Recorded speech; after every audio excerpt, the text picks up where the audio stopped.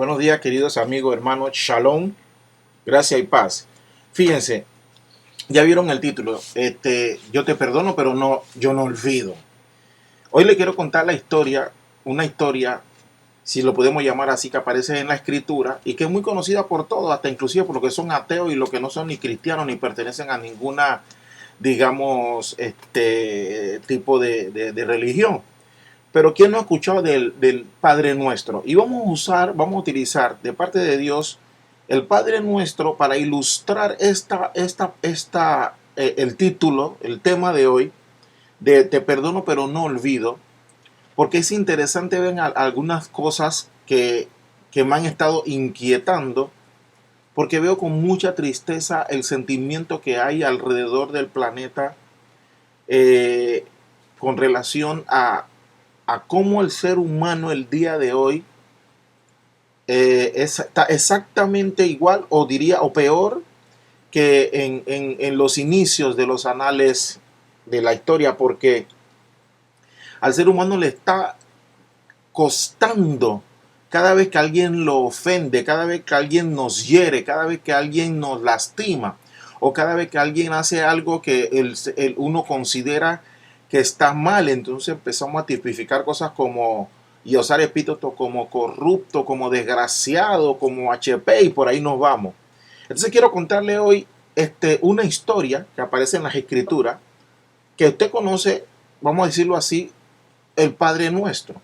De hecho es una oración, pero lo quiero contar hoy como si fuera una historia y que usted me permita y que en el Señor se meta en la película, se meta en el personaje. Fíjense una cosa. En Mateo capítulo 6, verso 6 dice así.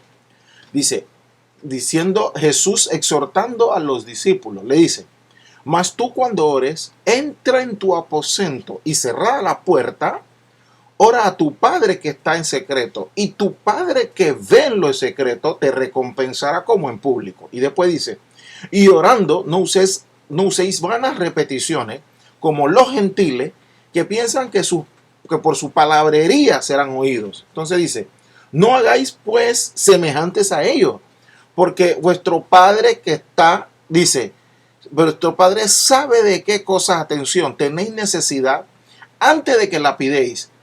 Atención, otra vez voy a repetir, dice, vuestro Padre sabe de qué cosas tenéis necesidad antes que vosotros la pidáis. O sea, fíjense lo que tipifica hasta aquí. En Mateo capítulo 6, por lo menos el verso 6, el 7 y el 8. Varias cosas queremos resaltar aquí. Primero que dice, ora a tu Padre. No dice a Changó, ni a Yemayá, ni a Guatalá, ni al grupo de intercesión, y cuando tú tienes un problema ve al banco, ve con el hindú, o ve con un hermano, ve con un amigo. Muchas de estas cosas bíblicamente son válidas. Por ejemplo, la Biblia nos exhorta a que oremos unos por otros. Ya la Biblia también, no hay ningún problema en nosotros tener un soporte con algún hermano, con algún miembro de la congregación que uno sienta que puede de alguna manera compartir lo que está viviendo. Pero la Escritura lo que exhorta, cuando lo dice el mismo Jesús, es que la primera opción, el plan A, lo primero que se debe meter en la mente de cada uno de nosotros es que a la vista de cualquier necesidad, lo primero es arrancar de una vez, ora a tu Padre, Y luego dice, ahora pregunta, si mi Padre sabe lo que yo necesito antes que la pidamos, o sea, nosotros como hijos y Dios como nuestro Padre, dice que Él sabe de qué cosa tenemos necesidad antes que nosotros lo pidamos. Entonces, ¿por qué el Señor nos pide que oremos? Otra vez. Ya mi papá sabe de qué cosa yo tengo necesidad. Dios Padre sabe de qué cosa usted y yo tenemos necesidad antes de pedirla. Entonces, ¿por qué siempre a través de la Escritura nos exhorta a orar? Atención, entre otras cosas, aquí se activan, por decirlo así, dos sentidos. Uno es la boca, ¿ok? Y el otro el oído. ¿Por qué? Porque cuando usted habla de oración, cuando la Escritura no habla de oración, que tiene, y dice aquí donde el Señor nos dice, entra a tu aposento y cerrada la puerta, ora al Padre.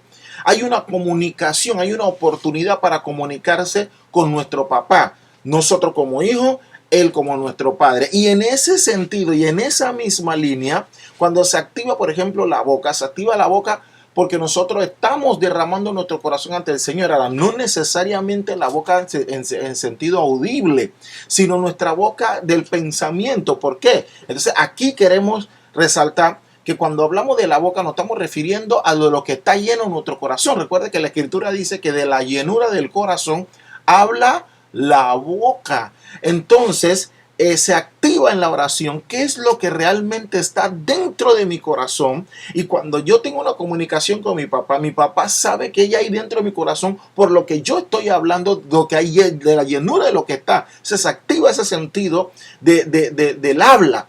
Entonces, luego se activa el segundo sentido, que es del oído. Atención, ¿por qué?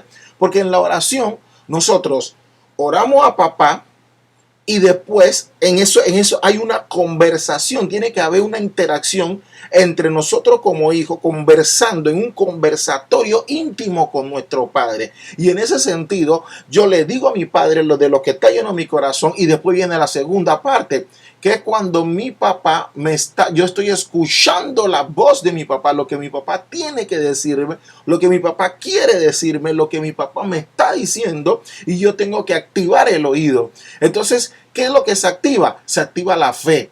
Por un lado, la boca, la llenura de lo que está lleno en mi corazón, y por el otro lado se está activando la fe, porque acuérdense, la fe viene ¿por qué? Por el oír, y el oír ¿qué cosa? La palabra de Dios. Y entonces en ese sentido se activan esas dos cosas. Se activa de lo que está lleno en mi corazón, y se debe activar ¿qué cosa? La palabra de Dios en mí para yo escuchar. Se activa la fe en ese mismo sentido. Entonces, cuando nosotros escuchamos eso, ¿qué es lo que se empieza a activar? Porque por eso es que le digo, atención cuando él dice, hey, si él sabe de qué cosa tengo necesidad, ¿para qué entonces pido? Porque es una oportunidad para tener intimidad con nuestro Padre y derramar lo que hay en nuestro corazón. Y después de eso, cuando Él nos da la instrucción, después de eso nosotros activarnos y entonces seguir en obediencia a la voluntad de mi papá. Fíjense lo que dice el verso 9, ahí mismo, en Mateo capítulo 6. Vosotros pues oraréis así. Y arranca diciendo eso, atención. Padre nuestro que estás en los cielos, santificado sea tu nombre. Aquí, ¿cómo se identifica primeramente? Como Padre. Atención, dice, oraréis así. Padre nuestro que estás en los cielos, santificado sea tu nombre. Es un nombre santo. Santo significa separado para Dios. Entonces hay que santificar el nombre de nuestro Padre, pero empieza la oración identificando que el Padre de nosotros está en los cielos. Y a Él es que debemos orarle, a Él es que le pedimos, no le pedimos a Jesús y no le pedimos al Espíritu Santo, le pedimos al Padre. Ya en otra ocasión yo compartí con ustedes que no se pide en el nombre ni del Espíritu Santo ni de Jesús, se pide en el nombre de Jesús, pero se le pide al Padre, no se le pide al Espíritu Santo. La Biblia no dice eso. Entonces se identifica primero como Padre, hasta ahí vamos bien. Entonces el verso 10 dice, venga tu reino, hágase tu voluntad, como en el cielo, así también en la tierra. En el verso 10, ahora ¿cómo se identifica? Como rey. Porque si hay un reino, todo reino tiene un rey. Entonces atención, ya en estos dos versos, apenas te empieza y arranca con el Padre nuestro, se identifica primero el Señor como nuestro Padre. Y luego en el verso siguiente se identifica como rey. Entonces fíjense lo que pasa. Ahora, ¿qué sucede? Como Padre y después como Rey. Verso 11 dice, el pan nuestro de cada día, dánoslo hoy. ¿Cuál es la característica? Entre otras cosas, cuando dice que tenemos que pedir por el pan nuestro de cada día, es al Padre. Entonces ahí se identifica como nuestro sustentador, porque dice a el Padre tenemos que pedirle por el pan de cada día.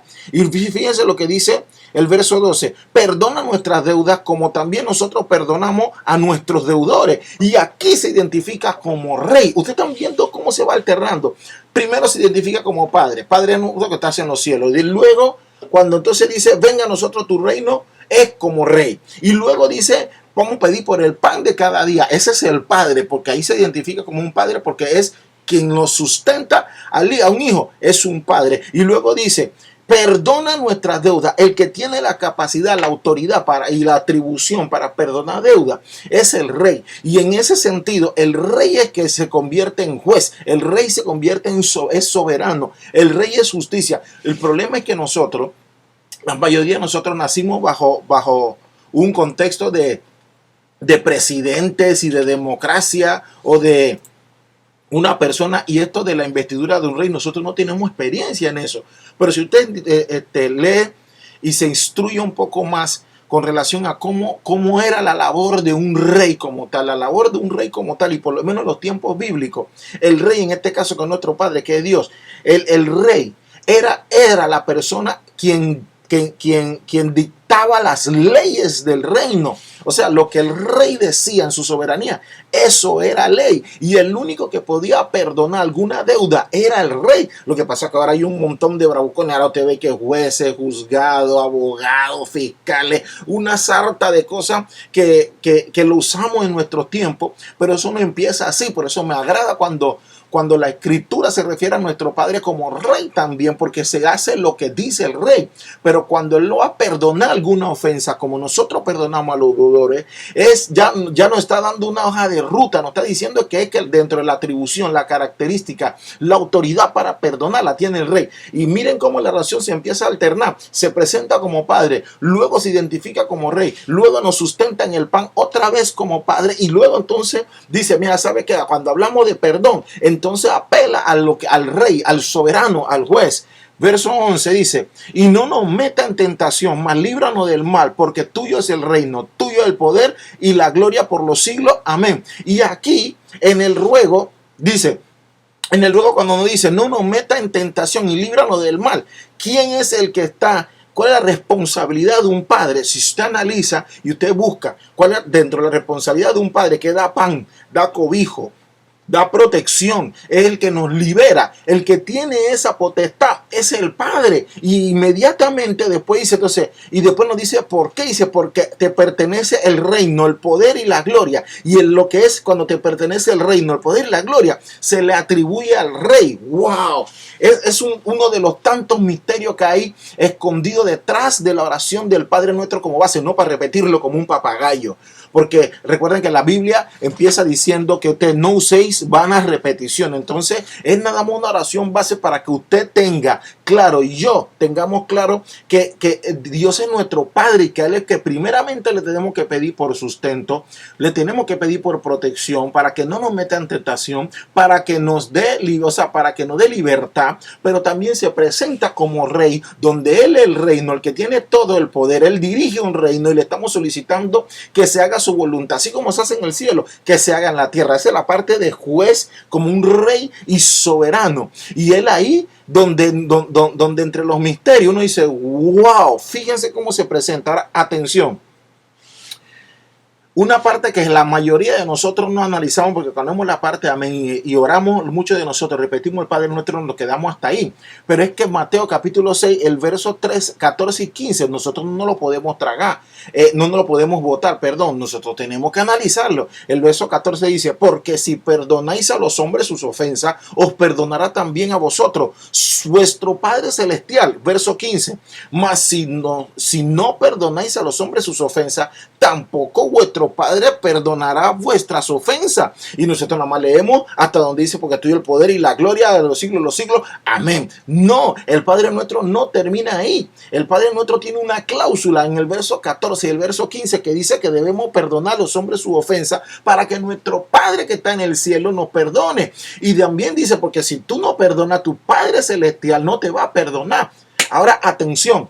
Si cuando dijimos que la parte de perdonar es una atribución, es la autoridad la que le pertenece al rey y se presenta su atributo como rey, como soberano y como juez, que es el rey el que tiene la autoridad para perdonar.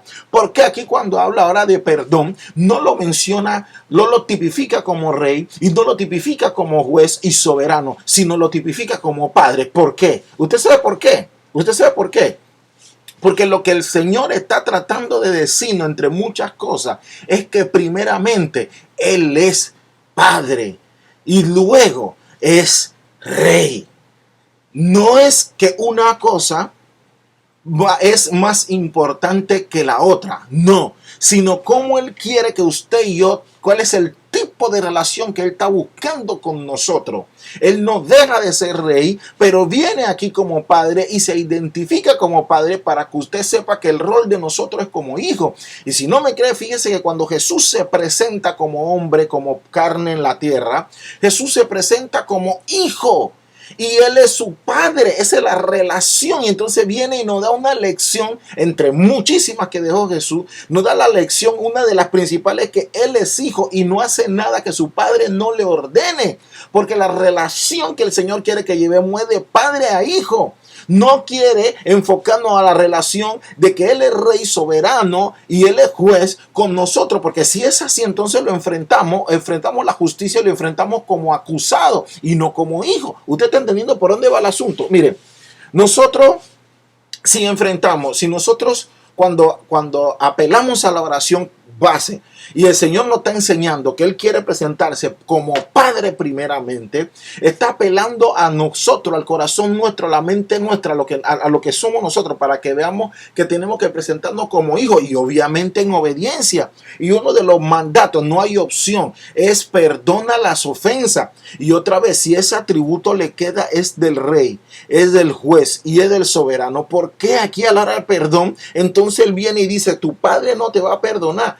Ahí es donde está apuntando, ahí es donde es la hoja de ruta. Nosotros somos hijos y nosotros, si somos hijos, nos tenemos que comportar como tal y no somos huérfanos, porque tenemos un Padre y Él celestial, a quien nosotros le pedimos por pan cada día y a quien nosotros le pedimos el sustento, a quien nosotros le pedimos qué cosa, a quien nosotros le pedimos en oración, donde derramamos nuestro corazón. Y en ese mismo sentido y en ese orden de cosas, usted se va a percatar que como es mejor nosotros estar delante del rey, a mi papá es el rey, pero cuando nosotros nos presentamos, nosotros somos hijos. Y cuando somos hijos, entonces nosotros apelamos a la gracia, echamos mano de la gracia. Pero si usted no es hijo, entonces usted va a enfrentar no al padre, usted va a enfrentar al rey, al soberano, va a enfrentar al juez. Y cuando se presenta al juez, entonces va a tener que encarar la ley, va a tener que pagar por la ley. ¿Sí entiendo a lo que voy?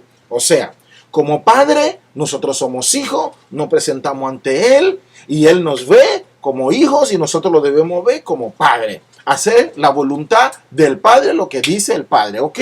Pero cuando nosotros nos presentamos como hijos, entonces nosotros estamos echando mano de la gracia.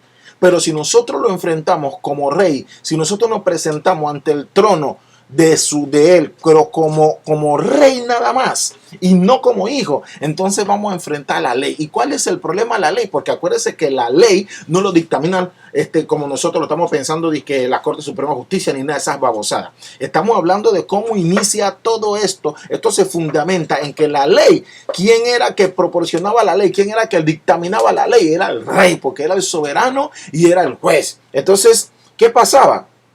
Y si no me creen, mire cómo era que funcionaba David. Cualquier cosa se le presentaba a David, se le presentaba a Salomón y ellos decidían, se le presentaba a Saúl, ellos decidían qué hacer, porque la ley era lo que ellos decían.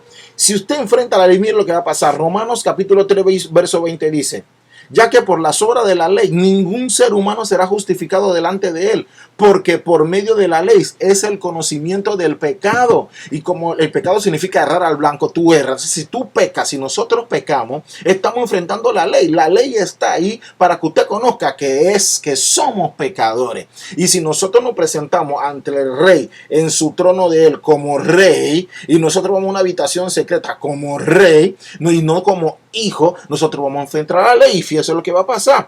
Y por la ley todos estamos listos para la foto, porque dice la escritura que la paga del pecado es la muerte.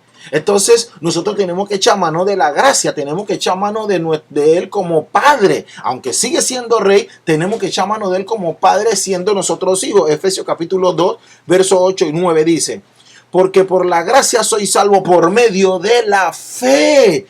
Ya ven por qué cuando le decía que cuando se activaba lo número 2, que era el oído, lo que se estaba activando era nuestra fe. ¿Nuestra fe en quién? En Jesús, que es el real intercesor, el intermediario entre nosotros y el Padre. Fíjense, dice: y esto no por vosotros, pues es don de Dios, no por obra, para que nadie se gloríe. Romanos capítulo 3, pero ahora el verso 23 dice: pero ahora aparte de la ley, se ha manifestado la justicia de Dios, testificada por la ley, por los profetas. Verso 22. La justicia de Dios por medio de la fe en Jesucristo para todos los que creen en Él, porque no hay diferencia. Verso 23, por cuanto todos pecaron y todos están destituidos de la gloria de Dios. Usted y yo, todos estamos destituidos de la gloria de Dios. Entonces fíjese, siendo justificado gratuitamente, gratis, por su gracia, mediante la redención que es en Cristo Jesús, a quien Dios puso como propiciación por medio de la fe en su sangre, para manifestar su justicia a causa de haber pasado por alto en su paciencia los pecados nuestros, los pasados, dice, con la mira, dice, de manifestar en este tiempo su justicia, a fin de que el que sea justo, aunque él sea el justo, y el que justifica al que es de la fe de Jesús. ¿Ven por dónde va todo el asunto? Echamos mano de la gracia cuando nos presentamos ante su trono como hijo. Entonces, como hijo nos está diciendo, perdona las ofensas, como también yo perdono esa misma ofensa. Si tú no perdonas a los hombres, yo como tu papá, tampoco te voy a perdonar a ti. Teniendo todo este panorama, entonces veamos, ¿qué tenemos que hacer con el perdón? Otra vez, vamos a repetirlo suavemente. Fíjense una cosa. Cuando somos hijos, echamos mano de la gracia. ¿Por qué? Porque por la gracia somos salvos por medio de la fe. Echamos mano de ella cuando entramos a nuestro aposento, identificamos a nuestro Padre Celestial y decimos, Padre.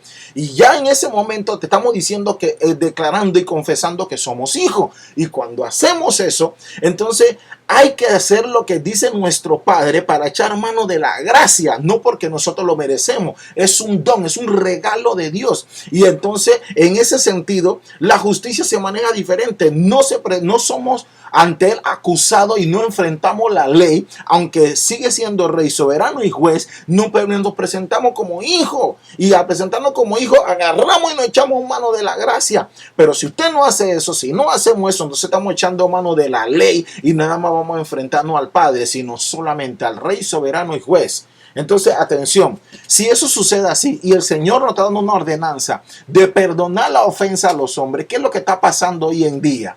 No, hermano, usted me puede decir todo eso, pero yo perdono, pero yo no olvido. Y dicen por ahí, me acuerdo cuando lidiaba, los colombianos dicen, el que olvida la historia tiende a repetirla. Una forma de decir que el que olvida el pasado tiende a repetirlo.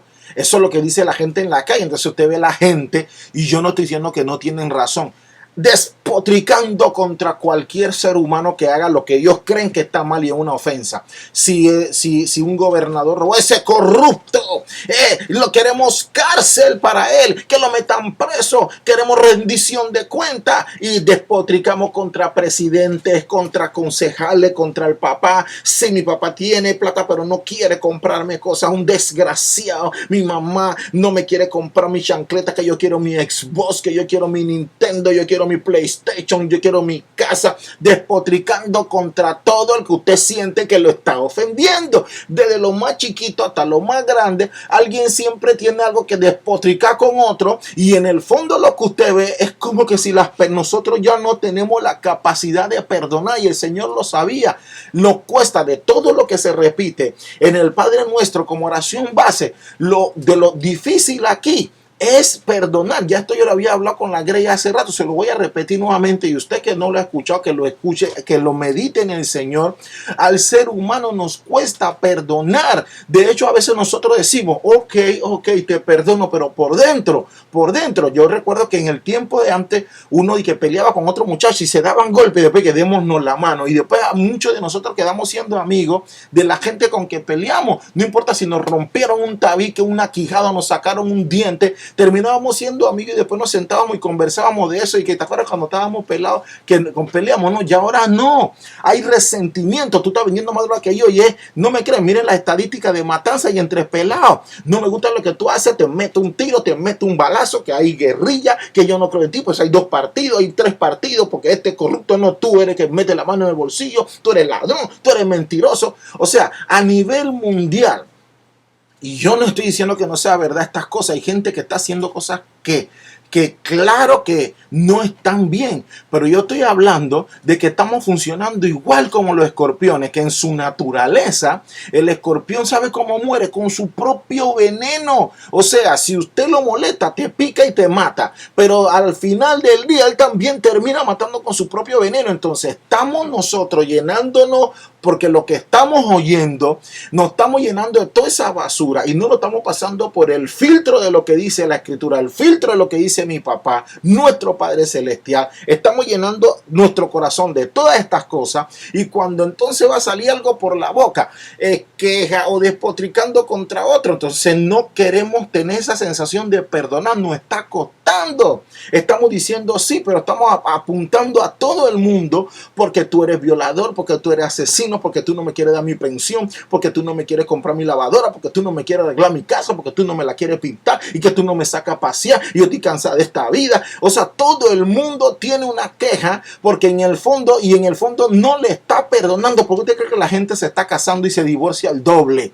y quedan esos resentimientos hablándole a los papás mal de los hijos, y de la mamá, y de la mamá hablando a los hijos mal del papá, y todo el mundo hablando mal de todo el mundo. Revise las redes sociales y usted va a ver que todos tenemos una opinión en contra de alguien. Tú cantas mal, tú estás muy gordo, que tú estás feo, que no me gusta lo que tú haces, tú predicas, a mí no me gusta como tú predicas. Y no, mire, le voy a dar un dato, voy a abrir un paréntesis aquí. Cuando usted revisa las redes sociales, mucha gente, empezando con muchos que somos cristianos, hijos de Dios. Sí, estoy hablando con usted que se dice hijo de Dios y que es cristiano.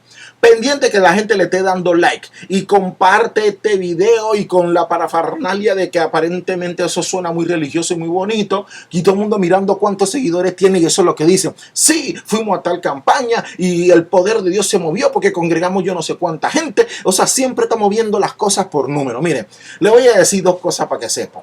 En las redes sociales, una mujer medio que enseña media teta o media nalga y tiene un montonón de likes y tiene un montón de seguidores, y no se pone ni a ayunar, ni hace exegética, ni apologética, ni rodillética. Ella no ora, no ayuna. Dicen muchos de ellos que creen en Dios, le vale dos pepas, pero nada más con enseñar un poco de nalga y un poco de teta, un montonón de seguidores. Y usted que está en su recámara secreta pidiéndole a Dios y que para venir a ministrar de parte de él, usted está pendiente que le estén dando like. Le voy a dar un dato. Jesús sanó enfermo, resucitó muerto, le mató el hambre a un chingo de gente, de que cuando se multiplicaron los panes, los peces, sanó leproso, hizo un montón de cosas. Jesús, el intachable, el íntegro, Jesús, el molde, el perfecto Jesús.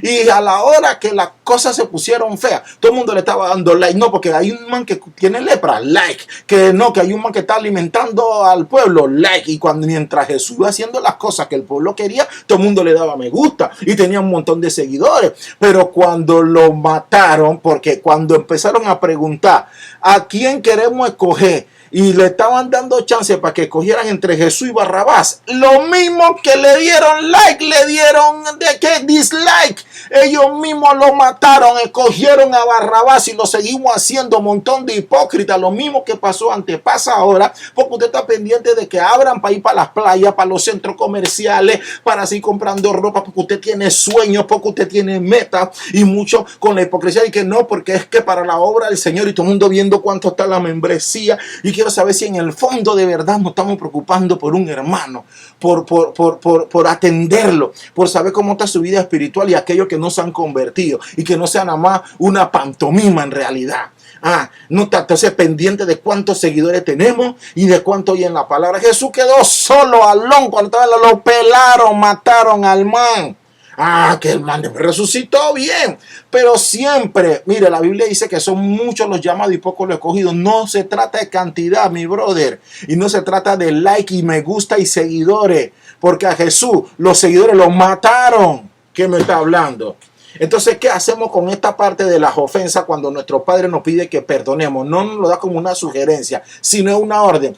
Perdona a los que te ofenden, a los hombres. Si tú no lo perdonas, tu Padre Celestial no te va a perdonar.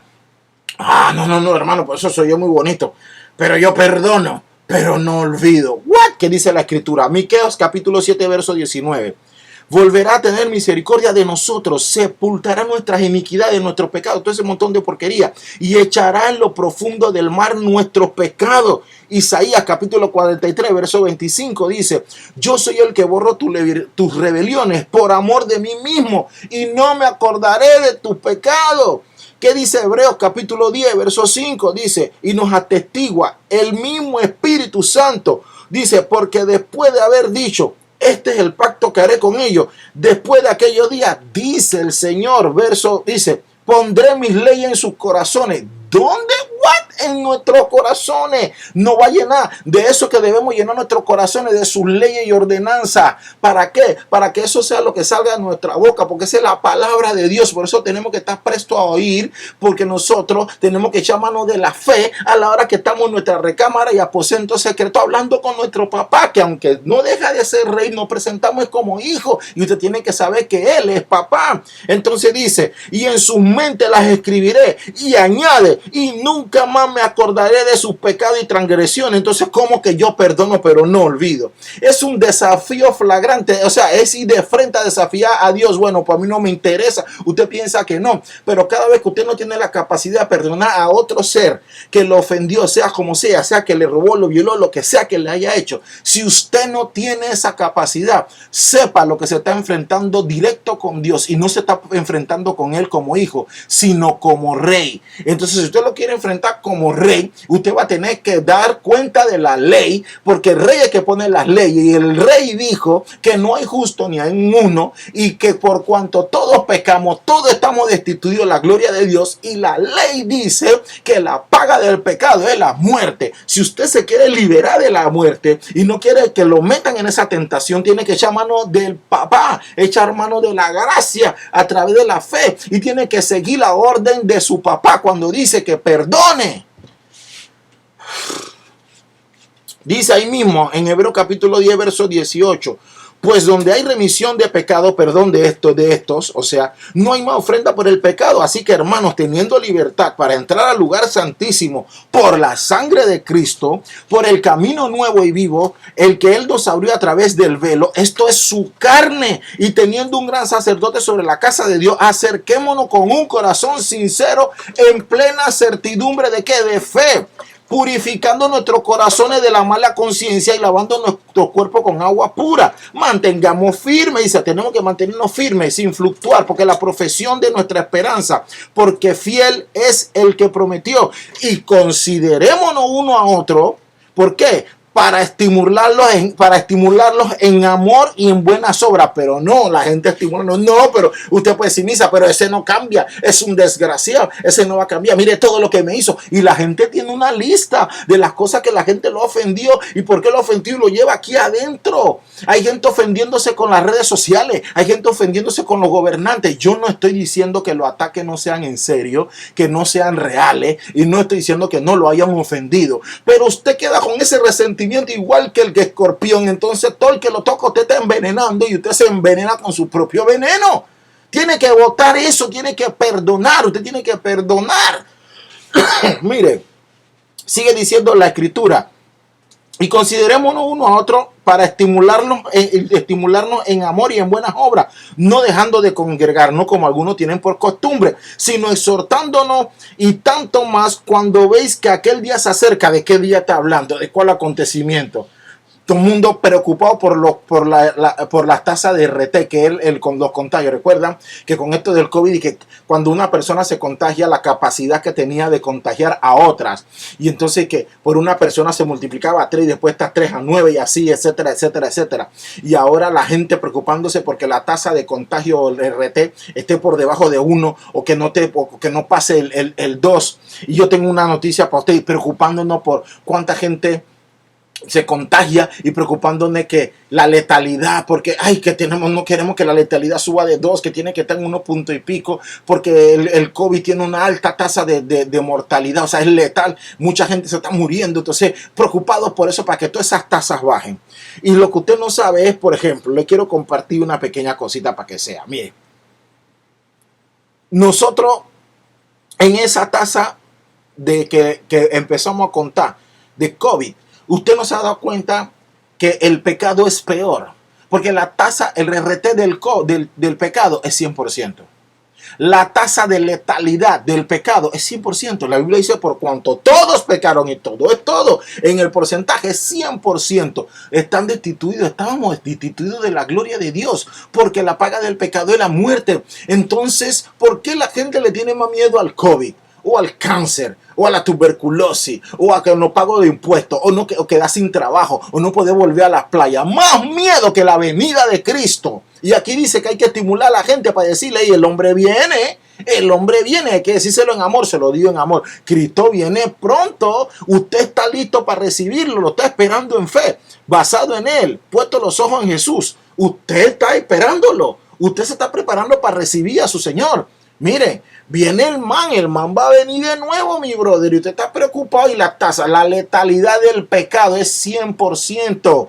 La letalidad de, entonces, pero mira, hay muchos recuperados, bastante recuperados, y vamos a esperar a que la tasa, que haya ese efecto rebaño, inmunidad rebaño, porque usted no quiere la inmunidad para el pecado. La inmunidad para el pecado es Cristo. Está peleando por vacuna. La vacuna para el pecado es Cristo. Usted quiere ivermectina, hidroxicloroquina, dióxido de cloro, o ajo, la hierba potencia con jengibre y todas esas pocas de cosas. Es Cristo. Pero estamos hablando más del COVID. En vez de ver, bueno, Dios ha permitido que estas cosas no estén sucediendo, es por algo. Y una de las cosas que he entendido, que lo he entendido de parte del Señor, es que esas tasas de mortalidad, estas cosas que están pasando con el COVID, es un comparando de lo que va a suceder cuando venga ese día, que es el día que venga el juicio final, donde tú vas a comparecer ante el juez, ante el rey, ante el soberano, y tiene que dar cuenta a usted y yo por los pecados y las cosas que hayamos hecho. Y si nosotros no hemos entrado por ese camino nuevo, que es la sangre de Cristo, el cuerpo de Cristo, habiéndolo reconocido como Señor y Salvador, estamos listos. No es solo decir, ay, pero es que yo creo en Dios, pero ¿qué es lo que tú estás haciendo cada día? No estamos comportando como hijos, no estamos comportando como hermanos de Jesús. Eso es lo que estamos haciendo. No lo estamos haciendo, hermano. Querido amiga, querido amigo, eso no es lo que estamos haciendo. Estamos preocupados más por esto del COVID y no estamos preocupados por el pecado. El pecado mata, el pecado nos mató a todos. Y la tasa RT es altísima, es 100%. Uno solo, dice, mira, el pecado entró por uno y todos quedamos embarrados por Adán. O sea, uno solo infectó al resto, papá. Esa letalidad es grave y usted está corriendo al COVID. Córrale al pecado. Isaías, fíjense lo que dice, porque hay algo interesante ahora con Jesús. Cuando Isaías profetiza sobre Jesús, fíjense lo que dice. Isaías capítulo 9, vamos a leer el verso 6. Porque un niño nos es nacido, hijo nos es dado. Mire, otra vez. Porque un niño nos es nacido, hijo nos es dado, y el principado sobre sus hombros, y se llamará su nombre. Miren los nombres, profetizando sobre Jesús: admirable, consejero, Dios fuerte, Padre eterno y príncipe de paz. Se presenta como padre y se le atribuye eso ahora a Jesús, profetizado desde Isaías, mi brother. ¿No lo ha visto? Otra vez, lo curioso de esto con nuestro Señor Jesús es que cuando se habla de Jesús en la Escritura, en Isaías que lo profetizó, mire lo que se dice de Jesús. Porque un niño nos es nacido, y después dice, hijo nos es dado. Se presenta como hijo y dice, el principado sobre sus hombros, y se llamará su nombre admirable.